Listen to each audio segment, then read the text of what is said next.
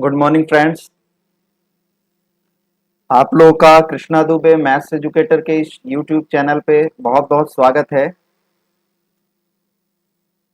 हम लोग अपनी जो ये मॉर्निंग सेशन होता है यहाँ कैलकुलस वाला टॉपिक कवर करते हैं। और कैलकुलस में भी हम लोगों ने सेट थ्योरी, रिलेशन और इतना कवर कर लिया हुआ है। नेक्स्ट हम लोग फंक्शन भी लगभग एनसीईआरटी कर लिया हुआ है। आज हम यूनिवर्सल में जो जो कुछ महत्वपूर्ण सी बातें होंगी उनका मैं डिस्कशन करूंगा। ठीक है, तो एक बारी जल्दी से सभी लोग जुड़ जाओ, सभी लोग जुड़ जाएं ताकि क्लास कंटिन्यू की जा सके।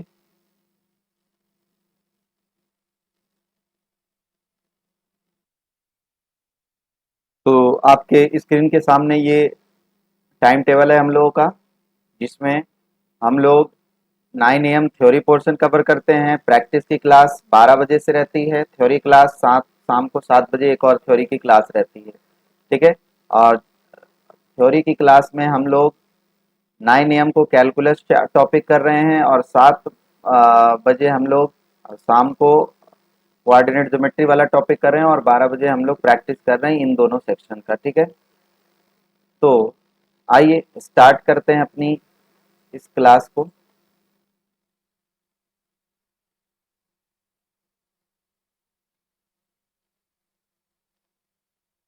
Just a minute.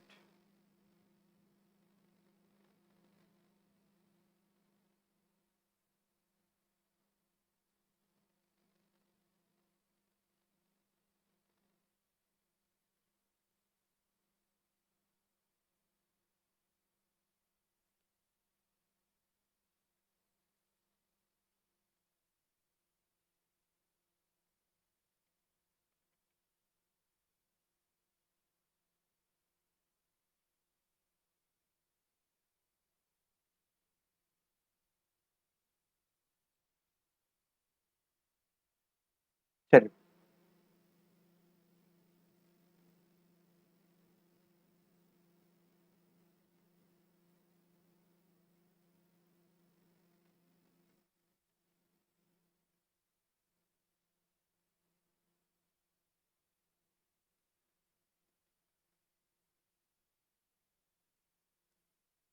Okay, so start करते हैं अपनी क्लास।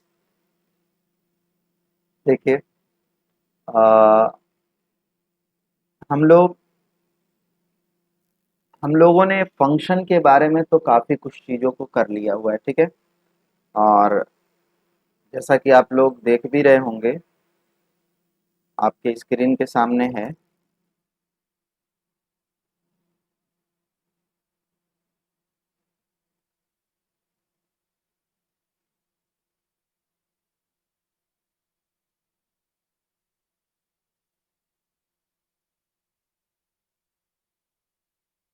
ठीक है, तो हमने इसके बारे में चर्चा कर दिया कि भाई जो फंक्शन होता है वो क्या होता है। ठीक, और फिर उसके बाद हम लोग ये भी जानते हैं कि रियल नंबर्स क्या होते हैं। ठीक है, रिलेटेड राशियां या कह लें कि रिलेटेड क्वांटिटीज क्या होती हैं, ये सब हम लोग जानते हैं। डिपेंडेंट वेरिएबल, इंडिपेंडेंट वेरिएबल क्या होता है, कांस्टेंट टर्म क्या होता है, एब्सोल्यूट वैल्यू क्या होती है। ठीक है, ये सारा कुछ आपको काफी हद तक कराया हुआ है। तो कुछ नई सी बातें आपको अगर दिखे, जो हम लोग भिन्नात्मक भाग मतलब वही जिसको हम लोग फ्रैक्शनल पार्ट कहते हैं। ठीक, यहाँ कुछ महत्वपूर्ण सी बात दिख रही है क्योंकि आपको अल्टीमेटली ये सारी चीजों का यूज करना पड़ेगा आपका फंक्शन के क्वेश्चन को हल करने के लिए। ठीक है, तो जस्ट अ मिनट, मैं कुछ चीजों का चर्चा कर दूं। सबसे पहले है अपना ओपन इंटरवल। ठीक है, open interval, sir open interval से मतलब ये होता है कि अगर मान लो आपने, ये आपकी नंबर लाइन है और आप यहाँ और यहाँ इन दोनों के बीच, सपोज करो यहाँ 2 है यहाँ 3 है, तो अगर आपने 2 और 3 के बीच की वैल्यू को लेते हो तो जब हम उसको रिप्रेजेंट करते हैं तो हम उसको ओपन इंटरवल, तो ओपन इंटरवल ऐसे स्मॉल ब्रैकेट में लिखा जाता है और ये बताता है कि अपने को ए और बी के बीच की वैल्यू लेनी है बस। ठीक है, और जब हम लोग इसको सिंबॉलिक रिप्रेजेंटेशन देते हैं तो जिस पे ओपन ओपन वाला ब्रैकेट लगा होता है वहां एक हम लोग एम्प्टी सर्किल या ओपन सर्किल लगाते हैं। ठीक, कुछ इस तरीके से मान लो अगर ये दो तीन है, दोनों पे ओपन लगा हो और उसके अंदर की वैल्यू लेनी हो तो हम लोग इस पे और इस पे ओपन लगा देते हैं, ऐसे ओपन सर्किल लगा के और इनको आपस में एक लाइन से मिला देते हैं। ठीक है, तो ये बताता है कि इनके बीच की तो वैल्यू लिया है बट इनकी वैल्यूज नहीं लिया हुआ है, तो ये लोग शामिल नहीं है। ठीक, आई थिंक इतनी बात सबको समझ आ गई होगी। अब बात करते हैं जो अपना क्लोज्ड इंटरवल होता है, तो क्लोज्ड इंटरवल से मतलब ये होता है कि अपने को उनके बीच की वैल्यू तो लेनी ही लेनी है और साथ ही साथ उनको भी कंसिडर करना है। ठीक है, फिर यहाँ लिखा है ओपन क्लोज्ड इंटरवल, मतलब एक ओपन होगा एक क्लोज्ड होगा, तो जिस पे ओपन होगा वहां ओपन सर्किल ग्राफ बनाते वक्त, और जिस पे क्लोज्ड होगा वहां पर आपको एक फील्ड सर्किल बनाना होगा। तो जब हम लोग ओपन की क्लोज्ड की बात करते हैं, क्लोज्ड इंटरवल, तो वो ए पे आपको यहाँ पर फील्ड सर्किल, जो आप ओपन सर्किल बनाते थे वो आप फील्ड सर्किल बनाओगे। नेक्स्ट है क्लोज्ड ओपन, तो पहले क्लोज्ड रहेगा बाद में ओपन रहेगा। ठीक, तो फलन की डेफिनेशन यहाँ दिया हुआ है कि फलन क्या होता है, तो हमने हमने ये सारा चीज को हम लोग जानते हैं। ठीक है, कि इमेज क्या होते हैं, प्री इमेज क्या होते हैं, कोई नई सी बात अगर मुझे दिखेगी तो मैं उसकी चर्चा कर दूंगा। अब जैसे ये है, इसमें कौन फंक्शन है कौन फंक्शन नहीं है, तो फंक्शन के बारे में बताया था कि अगर इस तरफ वाले को अपन लोग बोलते हैं डोमेन। ठीक है, तो इस तरफ जितने एलिमेंट डोमेन में है सबकी इमेज मिल रही है और सबकी यूनिक इमेज मिल रही हो, तो आप कहोगे कि आपको बनाया गया है मैपिंग जो दिखाई गई है वो मैपिंग आपकी क्या है, फलन। तो इसमें देखो ये सारे सबके एक यूनिक मिल रहे हैं। ठीक है, मतलब एक का ऐसा नहीं है कि दो दो मिले, एक का कोई एक मिलना चाहिए। ठीक है, तो ये फलन है। अब जैसे यहाँ पर है तो तीन लोगों का एक में मिल रहा है, सही बात है, लेकिन ऐसा नहीं है ना कि एक का ही दो लोगों दो पर इमेज मिले। अब जैसे ये है तो ये फंक्शन नहीं है क्योंकि यहाँ पर इस तीसरे वाले की इमेज नहीं मिल रही है, जबकि इसमें सबकी इमेज मिल रही है लेकिन एक ही दो दो इमेज मिल रही है, तो दो इमेज नहीं मिलनी चाहिए। ठीक है, अब अब हम लोग कोई फंक्शन ग्राफ में कैसे, अब ये महत्वपूर्ण सी बात है, कोई सपोज करो कि आपको अगर पता लगाना हो कि ये फंक्शन है कि नहीं है, ठीक है, तो आप उसके लिए करोगे क्या, अगर वो फंक्शन है कि नहीं इसकी जानकारी आपको लेनी है तो आप क्या करेंगे, तो कह रहा है कि अगर f from a to b एक फलन है या नहीं इसका परीक्षण ग्राफ के द्वारा कर सकते हैं। यदि एक ऊर्ध्वाधर रेखा जो वक्र को एक से अधिक बिंदुओं पर काटती है तो याद रखना वो संबंध जो है वो फलन नहीं है। सीधी सी बात है, एक से अधिक रेखा, एक वर्टिकल लाइन आपके फंक्शन को अगर एक से ज्यादा जगह पे काटेगा, इसका मतलब कि x की सेम वैल्यू के लिए y की डिफरेंट डिफरेंट वैल्यू आ रही है, और ये तो है ही नहीं, क्योंकि x के लिए यूनिक इमेज मिलनी चाहिए, x की एक वैल्यू आनी चाहिए। तो फंक्शन के लिए कोई ग्राफ बनाओ आप, सपोज करो आपने एक ग्राफ बनाया,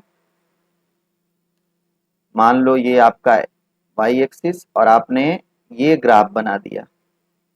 ठीक है, अब आपको ये चेक करना है कि इज दिस फंक्शन और नॉट, तो आप क्या करोगे, इस पर आप वर्टिकल लाइन खींच दो और एक बिंदु पर एक पॉइंट पर अगर ये वर्टिकल लाइन कट करती है इस ग्राफ को, तो आप कहोगे कि ये जो फंक्शन है ये आपका, ये जो आपको दिया गया ग्राफ है ये फंक्शन को रिप्रेजेंट करता है। लेकिन अगर मान लो ग्राफ इस तरीके से हो और आपने वर्टिकल लाइन तो बना दिया, ठीक है, आपने वर्टिकल लाइन तो बना दिया, बट ये वर्टिकल लाइन आप देख रहे हो यहाँ पर भी कट कर रही है यहाँ पर, तो ये फंक्शन नहीं होगा।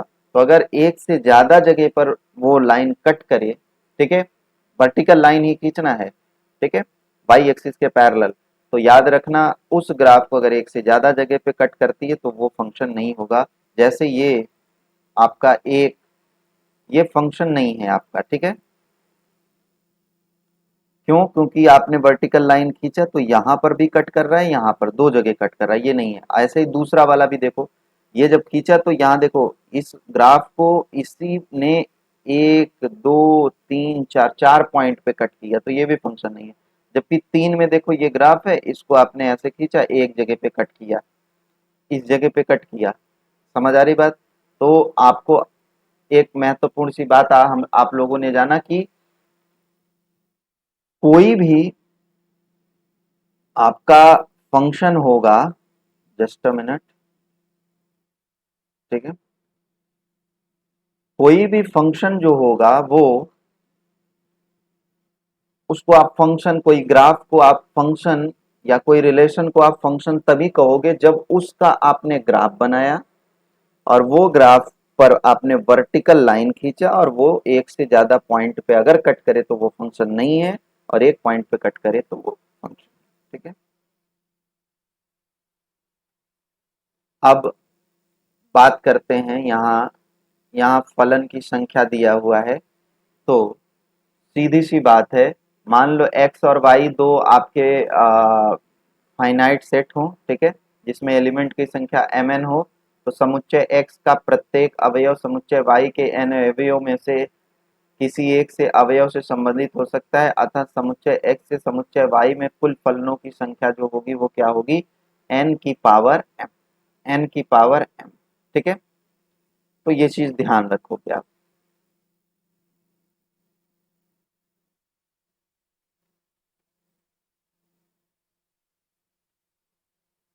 अब हम लोग जानते हैं डोमेन को, डोमेन रेंज, तो इसके बारे में आपको बताने की जरूरत नहीं है। ठीक है, ये देखो इमेज भी दिया हुआ है, यहाँ वाली वैल्यू को, पूरी वैल्यू को अपन लोग डोमेन कहते हैं, और जिस जिस पे इमेज जाएगी उसको रेंज कहते हैं, और वो रेंज जिसका सेट होगा, सॉरी जिसका सबसेट होगा, उसको हम लोग कोडोमेन कहेंगे।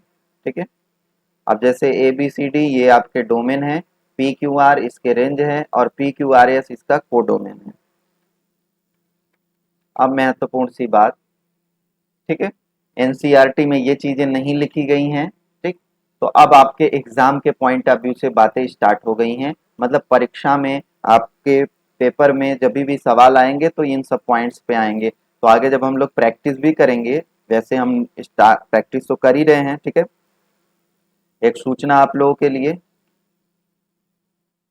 आप लोगों के स्क्रीन के नीचे एक स्क्रॉलिंग चल रही होगी, ठीक है, और वहाँ आप लोगों को एक महत्वपूर्ण सूचना, कल मैंने एक अलग से डेडिकेटली वीडियो भी लेके आया था आप लोगों की प्रैक्टिस क्लास। मैंने इसके बारे में वैसे शुरू से ही मैं चर्चा किया हूँ कि आपकी जो थ्योरी क्लासेस रहेंगी वो ऑलमोस्ट फ्री रहेंगी, मतलब फ्री ऑफ कॉस्ट, आपको कोई चार्ज नहीं देना होगा, आप फ्री में एक्सेस करो। लेकिन जो प्रैक्टिस क्लास रहेगी उसके लिए आपको कुछ चार्ज देना पड़ेगा, वो चार्ज है 299 रुपीज पर मंथ। ठीक है, प्रैक्टिस क्लास के लिए आपको 299 रुपीज पर मंथ का चार्ज देना पड़ेगा।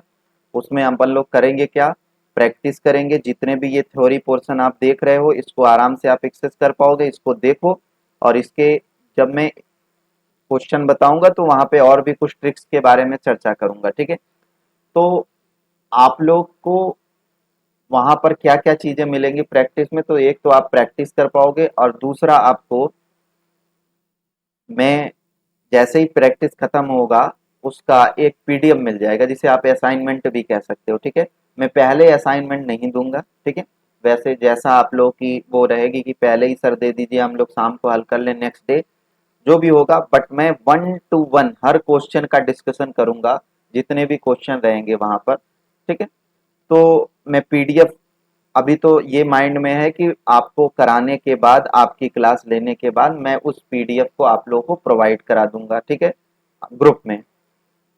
तो ये दो वर्क करेंगे हम लोग अपने प्रैक्टिस की क्लास में, प्रैक्टिस रहेगा और प्लस उसकी पीडीएफ आपको मिल जाएगी, और कोई क्वेरीज रहेंगी आप लोग का एक अलग सेपरेट ग्रुप बनेगा, उस ग्रुप में आप प्रश्नों को पूछ सकते हो हमसे, ठीक है, क्वेश्चंस को पूछ सकते हो, और आप लोग आपस में भी डिस्कस कर सकते हो, लेकिन उसमें पेड वाले बच्चे ही रहेंगे। ठीक है, और पेड के लिए आपको क्या करना होगा, तो एक दिन मैं डेडिकेटली आपके लिए, उसका पेड के लिए कैसे आप पेड क्लास लोगे, क्या चीजें करनी पड़ेंगी, वो उसके लिए डेडिकेटली वीडियो बना दूंगा।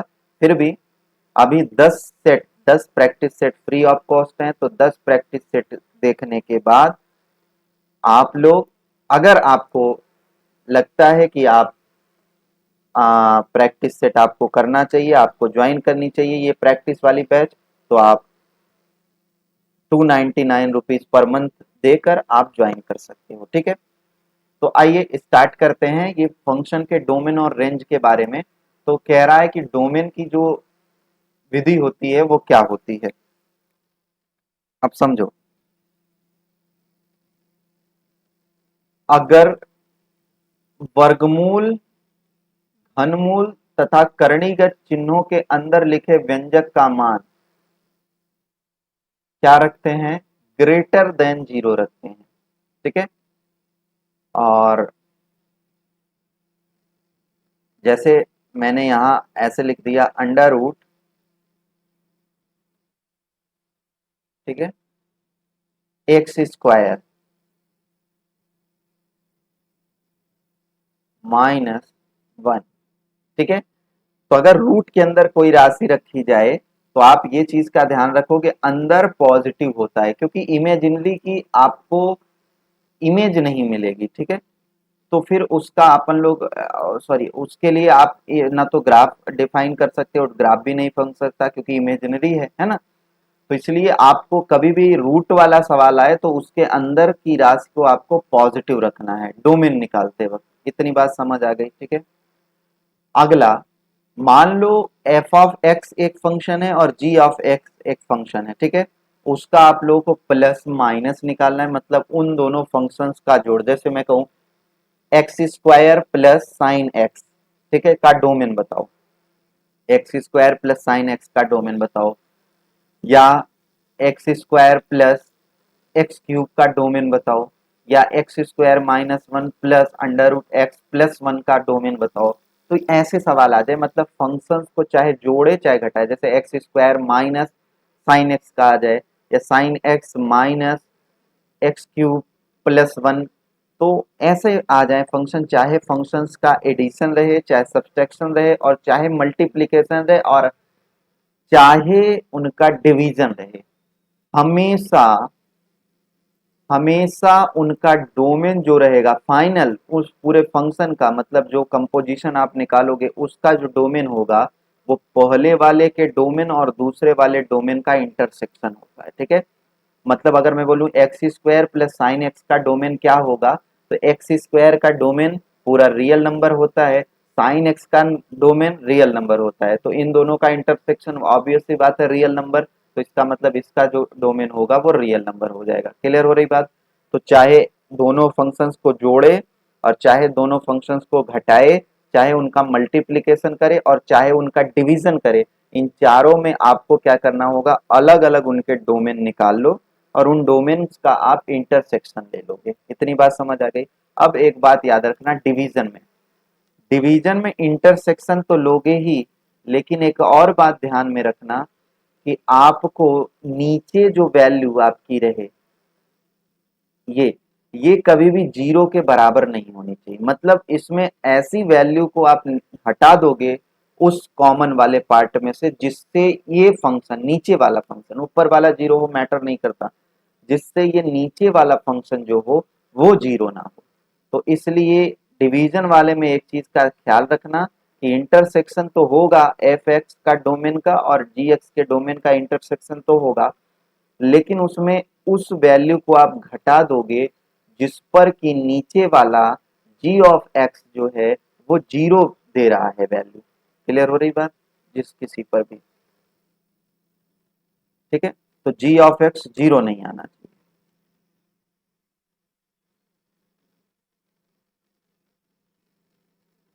आई थिंक इतनी बात समझ आ गई।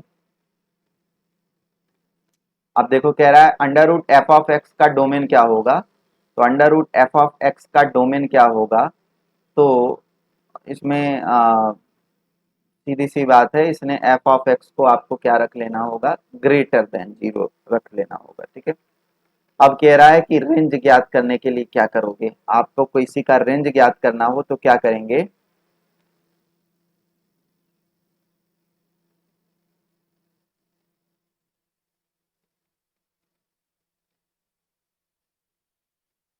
देख, कह रहा है कि यदि डोमेन में जो एलिमेंट हैं उनकी संख्या निश्चित है तो इन अवयवों के संगत मानों का समुच्चय जो कहलाता है वो क्या कहलाता है, परिसर कहलाता है। मतलब डोमेन का जो आपको इमेजेस मिलेंगी, ठीक है, इमेजेस जो मिलेंगी उसी को अपन लोग रेंज कहते हैं। ठीक, अब कह रहा है कि यदि डोमेन सभी वास्तविक संख्याओं का समुच्चय या कुछ निश्चित मानों के अतिरिक्त वास्तविक संख्याओं का समुच्चय है, तब x को y में व्यक्त करते हैं x के सभी परिभाषित मानों के लिए। ऐसा नहीं कि जो मन करे वो वैल्यू, डिफाइंड वैल्यू के लिए y के मानों का समुच्चय फलन का परिसर कहलाता है, अर्थात y के समस्त मान जिसके लिए x का अस्तित्व हो। ठीक है, y की वो वैल्यू लिखोगे तो मतलब आपको करना क्या होगा अल्टीमेटली, कि आपको जो वो फंक्शन दिया रहेगा उसको y के टर्म में आप निकाल लोगे। मतलब ऐसे लिया रहेगा y बराबर समथिंग, तो आप क्या कर लोगे उसमें सारे फंक्शन में अब जो डिपेंडेंट वेरिएबल आपको रखना है वो y कर देना है। मतलब सारा फंक्शन कन्वर्ट कर दोगे y के टर्म में। तो अब y की वैल्यूज रखते जाओ और जिससे x का मान डिफाइन होता चले, x का एक डेफिनिट वैल्यू आती चले, तो आप उन सारे y के मान को आप रेंज के अंतर्गत रखोगे। ठीक है, अब कह रहा है कि यदि फलन का डोमेन एक निश्चित अंतराल है तो इस अंतराल में फलन के न्यूनतम और अधिकतम फलन का परिसर। मतलब जैसे आपको अगर कभी इंटरवल दे दिया जाए, डोमेन डोमेन इंटरवल हो, तो उस इंटरवल का जो मैक्सिमम और मिनिमम वैल्यू होगी वही उसके रेंज होंगे। ठीक है, वही उसका रेंज होगी। ठीक,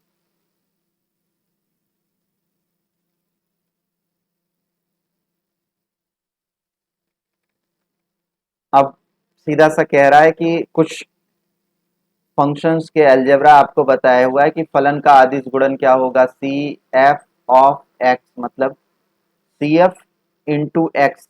ठीक है, तो सी एफ ऑफ एक्स, जहाँ सी एक अदिश राशि है तो सी एफ ऑफ एक्स का डोमेन एक्स एफ होगा।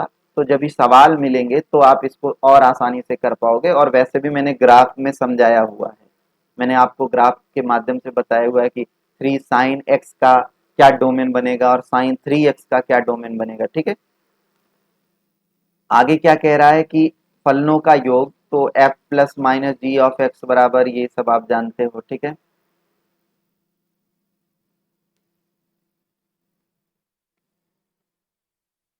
ठीक, अब यहाँ देखो इक्वल फंक्शन। इक्वल फंक्शन किसे आप कह सकते हैं, तो दो फंक्शंस f और g जो होते हैं वो इक्वल कहलाएंगे if and only if f का जो डोमेन होगा वो ही g का डोमेन होना चाहिए, और x f का जो कोडोमेन होगा और g का भी कोडोमेन सेम रहना चाहिए। मतलब f का डोमेन g के डोमेन के इक्वल हो और f का कोडोमेन g के कोडोमेन के इक्वल हो, साथ ही साथ f of x g of x दोनों बराबर हो for every x belonging to उनका एक कॉमन डोमेन। ठीक है, तो अगर ये तीन बात होती हैं तो हम लोग बोलते हैं उसको कि वो जो फंक्शन है वो क्या है, आपका इक्वल फंक्शन है। मतलब डोमेन बराबर हो, कोडोमेन बराबर हो, और जो जिस भी डोमेन के बारे में बात की जा रही, चूंकि दोनों का सेम है, तो उस डोमेन के लिए एफ ऑफ एक्स और जी ऑफ एक्स की वैल्यूज भी सिमिलर आनी चाहिए। ठीक है, वास्तविक फलन, यदि r वास्तविक संख्याओं का समुच्चय है तथा a व b r के दो सबसेट्स हों, ठीक है, तो फंक्शन a टू b एक वास्तविक मानों का फलनी कहलाता है। मैंने इसके बारे में एनसीईआरटी में बहुत ढंग से चर्चा कर दिया हुआ। ठीक है, नेक्स्ट लेते हैं इंजेक्टिव फंक्शन, मतलब वन वन। तो मैंने इसके बारे में बताया है कि आपको वन वन का भी होना होगा, तो डिस्टिंक्ट इमेज मिले, यहाँ वाले की डिस्टिंक्ट इमेज मिले, अलग अलग इमेज मिल जाए तो उसे आप वन वन कहोगे। अब यहाँ कुछ महत्वपूर्ण सी बात दी गई है।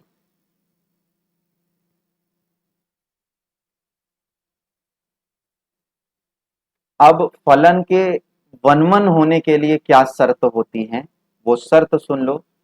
आप चाहो तो ये पॉइंट्स को अपनी कॉपी में नोट डाउन करेंगे तो शर्त नंबर 1 है, या जो आप निकालोगे कैसे, तो फलन के डोमेन में दो आप आर्बिट्रेरी एलिमेंट एक्स और वाई ले लोगे, ठीक है।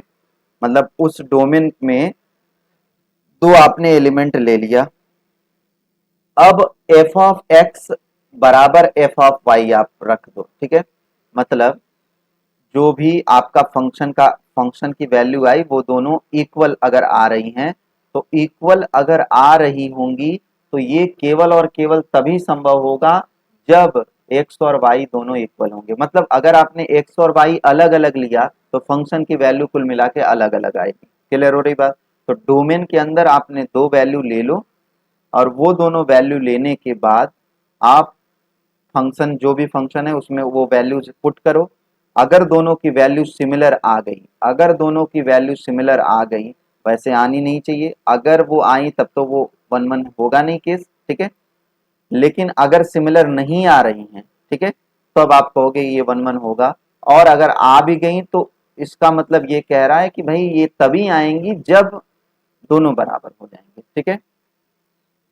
अगर आपको ऑर्डर्ड पेयर में दिया हो तो आपको देखना है कि वो फलन वन वन है कि नहीं है।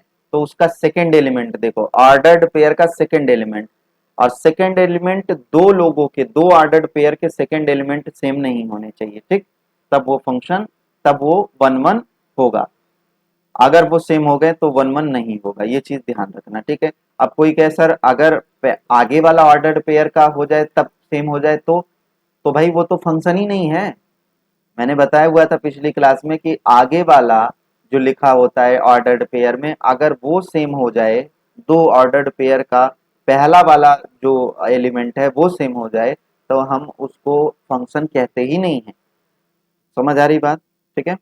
अब अगर ग्राफ पे आपको यही चीज को प्लॉट करना हो, देखना हो, तो आप क्या करोगे, एक्स एक्सिस के पैरेलल आपको अगर कोई फंक्शन को बताना है कि ये फंक्शन आपका वन वन है कि नहीं है, तो आपको करना क्या होगा कि आप ग्राफ खींचो और ग्राफ में आप एक्स एक्सिस के पैरेलल लाइन खींच दो उस ग्राफ पर। अगर एक से ज्यादा बिंदु पर काटे, ठीक है, तब वो ए वन वन नहीं होगा। और अगर केवल और केवल एक बिंदु पर काटे, एक पॉइंट पे वो काटे, तो वो क्या होगा, वन वन होगा। उसका कारण समझो। उसका कारण ये है कि एक बिंदु पर काट रहा है, इसका मतलब एक्स की सिमिलर वैल्यू के लिए फंक्शन का मान अलग अलग नहीं आ रहा है। समझ आ रही बात की नहीं? ठीक है। एक्स की वैल्यूज के लिए अपने फंक्शन का मान डिस्टिंक्ट आ रहा है, चाहे जो मैं एक्स एक्सिस के पैरेलल लिया, ठीक है, एक्स एक्सिस के पैरेलल लिया, ठीक। तो जब आप एक्स एक्सिस के पैरेलल लोगे, तो थोड़ा सा मैंने उल्टा बोल दिया, ठीक है, एक्स एक्सिस के पैरेलल लिया तो आपने वैल्यूज रखा, ठीक है। तो ऐसा नहीं है कि आपको कोई एक वैल्यूज के लिए, एक्स एक्सिस की कोई वैल्यूज के लिए दो दो जगह वो फंक्शन कटता हुआ मिले, ठीक है।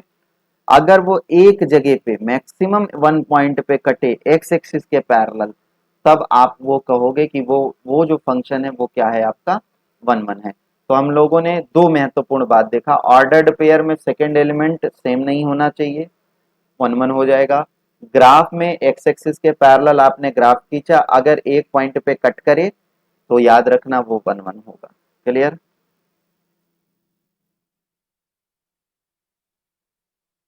अब बात करते हैं कि वन वन फंक्शंस की संख्या, मतलब कोई भी दो सेट्स रहें और उसमें m और n एलिमेंट हो, और तब आपसे कहे कि a से b में कितने वन वन आपको मिल सकते हैं, ठीक है, कितने वन वन मिल सकते हैं। तो शर्त नंबर एक ये है कि एक भी नहीं मिलेंगे, कब, जब आपका n जो होगा वो m से छोटा होगा। ऐसे सोचो, इधर n एलिमेंट है, इधर m एलिमेंट, तो अगर ये n यम से छोटा हो गया तो भाई इसकी तो सबकी इमेज मिलेगी, तभी तो फंक्शन होगा।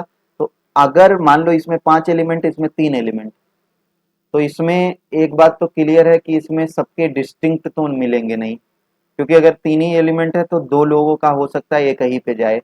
तो अगर ये वाला छोटा हो गया, इसके एलिमेंट की संख्या इसके एलिमेंट की संख्या से कम हो गई, इस वाले के एलिमेंट की, जो डोमेन वाले एलिमेंट हैं उसकी संख्या इधर वाले के एलिमेंट की संख्या से सॉरी इधर वाले के एलिमेंट की संख्या डोमेन वाले के एलिमेंट की संख्या से कम हो गई, तो आप कहोगे कि वो जो फंक्शन है वो आपका वन वन नहीं है। नंबर वन बात।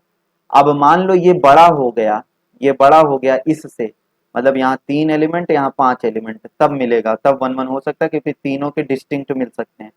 तब उनकी संख्या कितनी हो सकती, कितने प्रकार के वन वन आप बना सकते हो, तो उनकी संख्या है एन पी एम।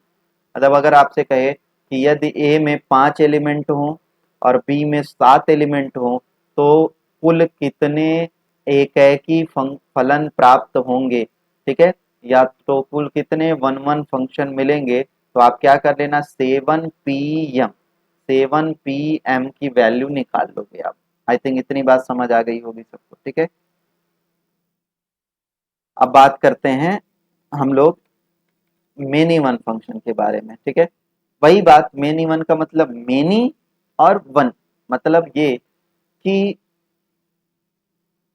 एक से ज्यादा एलिमेंट का इधर डोमेन वाले ए के, सपोज करना ए टू बी, एक आपको मेनी वन फंक्शन तब कहलाएगा जब ए के दो या दो से ज्यादा एलिमेंट का एक ही इमेज मिले बी में, मतलब मेनी और वन, समझो, one one one one, many one, इधर से एक से ज्यादा लोग मेनी हो गए और उनकी इमेज किसी वन के साथ, मतलब एक एलिमेंट के साथ हो, तो आप कहोगे कि वो मेनी वन, ठीक है। तो अगर अगर फंक्शन मेनी वन है तो आप कैसे पता लगाओगे कि वो मेनी वन है? ऑर्डर्ड पेयर में अगर वो दिया हो तो जो आपके सेकेंड एलिमेंट होगा उसमें कम से कम दो के सेकेंड एलिमेंट सिमिलर रहेंगे, मतलब दूसरे वाले एलिमेंट जो ऑर्डर्ड पेयर में सेकेंड एलिमेंट होगा वो कम से कम दो लोगों के क्या होंगे, सेम सेम रहेंगे। जैसे ऐसे हो सकता है 2 3 फिर 5 3, मतलब 2 की इमेज भी 3 के साथ और 5 की भी इमेज 3 के साथ, तब आप उसे कहोगे मेनी वन। अब बात करते हैं ग्राफ वाले से। तो अगर आपने फंक्शन आपको दिया गया और एक्स एक्सिस के पैरेलल आपने खींच लिया, एक से ज्यादा पॉइंट पे अगर वो कट करे, अच्छा एक से ज्यादा पॉइंट पे कट करने का मतलब ये होता है ना कि एक्स की अलग अलग वैल्यूज के लिए, जैसे जैसे ये देखो, तो अगर मैं आपको यहाँ दिखाऊं जस्ट मिनट इस फंक्शन के रिस्पेक्ट में, तो देखो एक्स की वैल्यू यहाँ के लिए, इस वाली एक्स के वैल्यू के लिए वाई की ये वैल्यू आ रही है, ठीक है, और यक्स की यहाँ वाली वैल्यू के लिए वाई, मान लो ये वाई 5 होता तो इस वाले यक्स के लिए भी 5 आ रहा है, इस वाले एक्स के लिए भी 5 आ रहा है, मतलब एक से ज्यादा पॉइंट पे अगर वो कट करे एक्स एक्सिस के पैरेलल, अगर एक पॉइंट पे कट करे तो वन वन, और अगर आपका एक से ज्यादा पॉइंट पे कट करे, ठीक है, एक्स एक्सिस के पैरेलल वाली लाइन ग्राफ को, तो आप कहोगे कि वो कैसा फंक्शन है, आपका मिनिमम फंक्शन है, जैसे यहाँ पर। क्लियर हो रही बात, ठीक है। अच्छा, अगर आपने एक मैं आपसे प्रश्न पूछूं कि अगर आपने वाई एक्सिस के पैरेलल खींच दिया और एक से ज्यादा पॉइंट पे कट किया, तब तब वो मेनी वन होगा या वन वन होगा? तो आपका उत्तर होगा सर वो फंक्शन ही नहीं होगा। अभी समझाया, फंक्शन के लिए सबसे जरूरी है कि आप वाई एक्सिस के पैरेलल खींचो और आपको एक पॉइंट पे कट करता हुआ मिले, ठीक है। और अगर आपने एक्स एक्सिस के पैरेलल, तो एक्स एक्सिस के पैरेलल वन वन या मेनी वन निकालने के लिए होता है, एक पॉइंट पे कट किया तो वन वन, और एक से ज्यादा पॉइंट पे कट किया ग्राफ को तो वो मेनी वन हो जाएगा। आगे बढ़ते हैं। अब इसके बाद आता है अपना सब्जेक्टिव, मतलब ऑन टू, बता दिया कि ये जो सेकंड वाला होगा इस सब पे एरो लगा होगा, सब पे तीर लगी होगी, ठीक है, कोई खाली नहीं होगा। अब फॉर्मूला याद रखो, मतलब एक कहानी ये होगी, सवाल आया हुआ है कि जो रेंज होगा, इस फंक्शन का जो रेंज होगा वो उसके कोडोमेन के बराबर होगा, ठीक है। अब आन टू फंक्शन की संख्या कितनी होगी, आन टू फंक्शन की संख्या कितनी होगी, तो ये कहानी बहुत महत्वपूर्ण है। सवाल डायरेक्ट पूछा जाएगा, यदि दो समुच्चय ए और बी में क्रमशः इतने एलिमेंट हैं और इस प्रकार हैं कि जो m है वो बड़ा हो, m बड़ा हो किससे, n से, और एक एलिमेंट तो एटलीस्ट रहे ही ना, मतलब दोनों में एक एलिमेंट रहे, एक के बराबर एलिमेंट हो या एक से बड़े एलिमेंट हो, लेकिन यम और यम मतलब एक से ज्यादा एलिमेंट हो दोनों में, लेकिन यम यन के मतलब इधर वाला जो रहे, इधर वाले के या तो बराबर हो जाए या इधर वाले से ये वाला बड़ा हो जाए, ठीक है। तब आपका क्या करना होगा, तब इसके आन टू फंक्शंस की संख्या कितनी आएगी, तो ये आएगी -1n-r आर की पावर m, ठीक है, आर की पावर m, ठीक। तो ये आप रट लोगे सवाल, ये फॉर्मूला आप याद कर लोगे, ठीक है। कि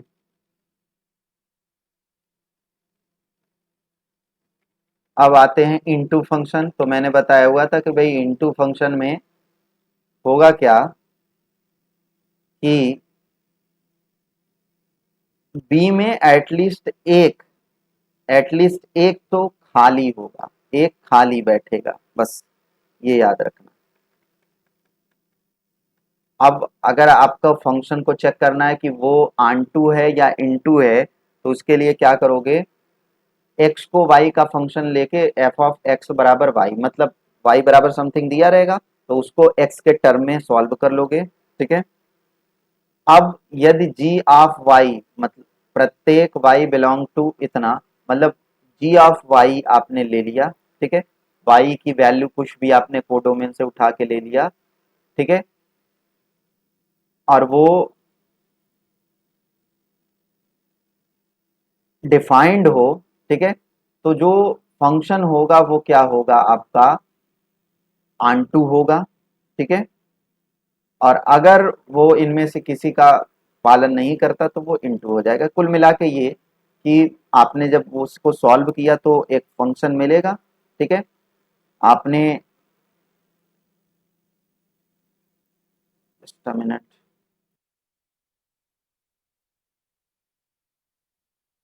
ठीक है, कहाँ थे हम लोग, थोड़ा सा टेक्निकल इश्यूज आ गए थे। तो कह रहा है कि अब यदि जी ऑफ वाई, यहाँ आपको क्या करना है, कुल मिला के आपको फंक्शन को y के टर्म में, मतलब y is equal to something रहेगा, तो आपको क्या कर लेना होगा, अब एक आपको अ, एक डोमेन, आपको डोमेन से एक वैल्यू निकाल लो, ठीक है, और ये आपने जी ऑफ वाई मतलब आपने उसको कन्वर्ट कर दिया फंक्शन को एक्स के टर्म वाई के टर्म में, ठीक है। अब उसके बाद आपने क्या करना है, वाई की डोमेन वाली को डोमेन वाली इधर वाली वैल्यू आप उस फंक्शन में रखो, और अगर आपके फंक्शन में रखने के बाद उसके डोमेन के बराबर आने लगे, मतलब डोमेन का कोई ना कोई एलिमेंट आने लगे, ठीक है, तो आप कहोगे कि वो अनटू है। और अगर नहीं आए, आपने वैल्यू रखा y का कोई वैल्यू उठा के रखा, y का वैल्यू मतलब इधर वाले का वैल्यू उठा के आपने रखा, और मान लो कि जो वैल्यू आई वो इस तरफ वाले के कोई वैल्यू में से है ही नहीं, ठीक है, तब आप कहोगे कि वो इनटू फंक्शन है। क्लियर हो रही बात। अब बात करते हैं वन वन आन टू के लिए। तो वन वन भी हो और आन टू भी हो, ठीक है, मतलब डिस्टिंक्ट भी हो और कोई खाली ना बैठे। और यदि ए में n अवयव हो, ठीक है, तो समुच्चय ए से समुच्चय बी में बनने वाले वन वन फंक्शंस की संख्या क्या हो जाएगी, n फैक्टोरियल हो जाएगी, n फैक्टोरियल उनकी संख्या हो जाएगी, ठीक।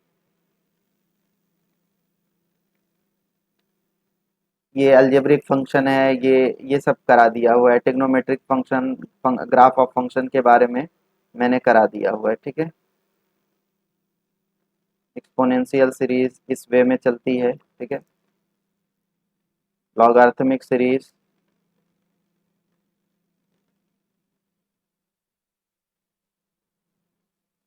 ओके, ये हो गया ग्रेटेस्ट इंटीजर, सिग्नम फंक्शन, ठीक है। कुछ फंक्शंस के मैंने एक अलग से डेडिकेटली वीडियो ही बनाया हुआ है, ठीक है। इवन एंड ऑड फंक्शन, यहाँ से अपने को स्टार्ट करना है क्लास। ठीक है, ये क्लास स्टार्ट करनी है। तो नेक्स्ट क्लास में हम लोग यहीं से पढ़ेंगे, इवन और ऑड फंक्शन के बारे में पढ़ा जाएगा। ठीक है, तो आज की क्लास में इतना ही। जुड़ने के लिए आप लोगों का बहुत बहुत धन्यवाद।